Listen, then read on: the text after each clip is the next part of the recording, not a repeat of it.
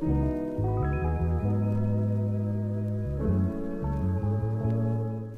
the final thing you're going to do is you're going to present these results to the class, and the most important thing is to make sure that you follow the rubric step by step, because this rubric is a clear indication of everything you need, and if you hit each point, you will do well in this class. And to also make sure that when you're presenting, you're telling a story and you're connecting things, so you don't want to just say from hypothesis 1, hypothesis 2, hypothesis 3, and then from article 1, article 2, article 3. You want to make sure that you're including it all together and that you want people to be interested and invested in what you're teaching, because you are interested in investing in what you're telling them, so that you're back by back, you're going over it, but it's not repetitive. You're not just going over one article and just the stuff you're studying, but you're telling a story. It's a sequence of events, and you're just going over the events with your class.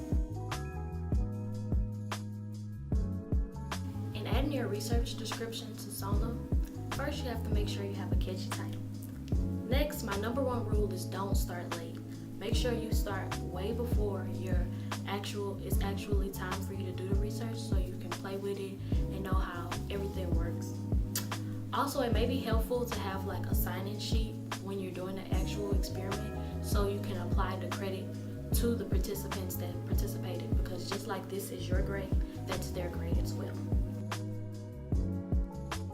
When presenting your data, you definitely want to understand your results, because you really want to understand it so that you can talk about it during your presentation. So this all relates to finding the bigger picture of your research. So that also goes into like understanding what's important in your data. So in SPSS, it has a bunch of different results. Not all of that's important, and Dr. Schulte will not allow you to just copy and paste the charts onto your presentation. So you want to take the key information that SPSS output gives you and write what that means on your presentation, and then communicate that.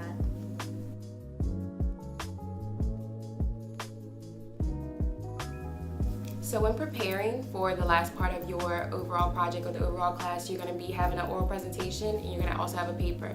So I would say to always make sure the oral presentation is really done within a week in advance, and your paper is done a couple days in advance, because if you don't go first, you will have other people to also learn from, and you could make adjustments, but you want to also make sure you're always ahead of time.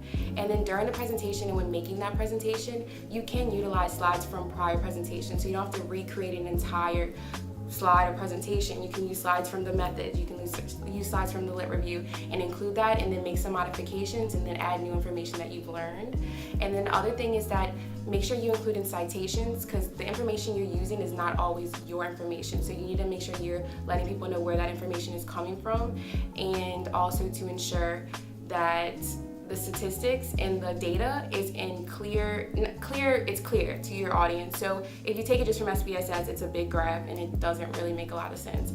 But if you put it in a graph, a chart from PowerPoint, and just labeling it just with the information you want to assess and just having those numbers, it's more clear, it's more understood, and it looks better.